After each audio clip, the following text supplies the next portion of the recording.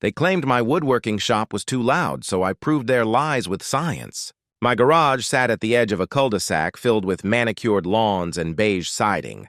On weekends, I built furniture there, tables, chairs, small commissions. Every machine had dust collection, insulation lined the walls, and I'd even paid for the extra soundproof panels the city inspector recommended when I got my home workshop permit. It was my quiet peace after office hours. Then one morning, a bright orange notice fluttered on my mailbox. Violation, excessive noise. The HOA claimed my tools exceeded community noise limits and threatened a $100 a day fine until I stopped operations. I almost laughed. My shop barely hummed compared to the lawn mowers and leaf blowers that screamed every Saturday.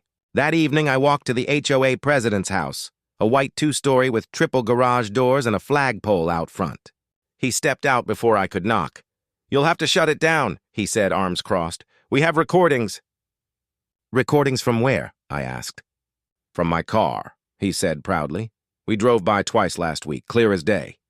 I stared at him. "You took readings from a moving vehicle during rush hour?" He smirked.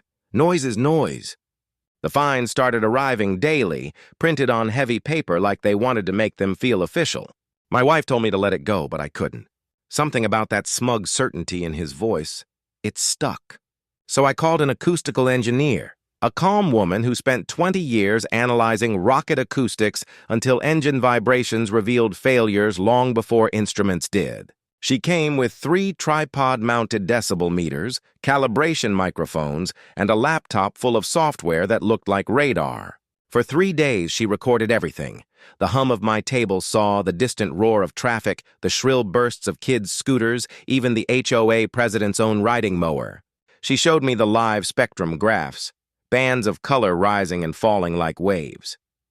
"See this peak?" she said, pointing. "That's a truck, not your saw." When she finished, she handed me a thick report, time-stamped graphs, calibration certificates, and a conclusion in bold letters. My workshop never exceeded legal limits. The spikes came from passing vehicles and other properties. I presented the findings at the next HOA meeting. The room was packed. I slid the report across the glossy table. "Here's your evidence. My shop's compliant." The president barely looked at it. "We're doubling the fines," he said. "This report isn't official in our eyes." That's when I filed a complaint with the city's noise enforcement office. They sent their own inspectors, 2 people with clipboards and portable analyzers. They recorded for a week and confirmed everything. My readings were accurate. The HOAs were fraudulent. One of the inspectors even found that the HOA had used an uncalibrated phone app from inside a car with its windows down. A month later, a certified letter arrived, but not from the HOA. This one from the city attorney. It stated that all HOA citations were invalidated and that the HOA itself was being fined for falsifying noise reports and harassment of a permitted business. They were ordered to reimburse me for all fees and revise their entire noise policy under city supervision. The next HOA meeting turned into a shouting match. Board members accused each other of mishandling evidence, of wasting funds, of embarrassing the neighborhood. I stood in the back, calm, hands in my pockets. When it was over, I walked home and opened my shop door. The smell of oak dust and lacquer drifted out into the cool evening. I turned on the lights, pressed the saw's switch, and listened to the quiet, steady hum that had caused all this chaos.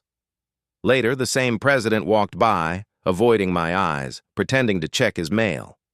I nodded to him and said, "You were right about one thing. Noise is noise. Some of it just comes from the wrong people." Then I went back to sanding the walnut tabletop, steady and slow, each pass smooth as glass. The meters in my mind were silent now, balanced perfectly between justice and satisfaction. I consider revenge taken.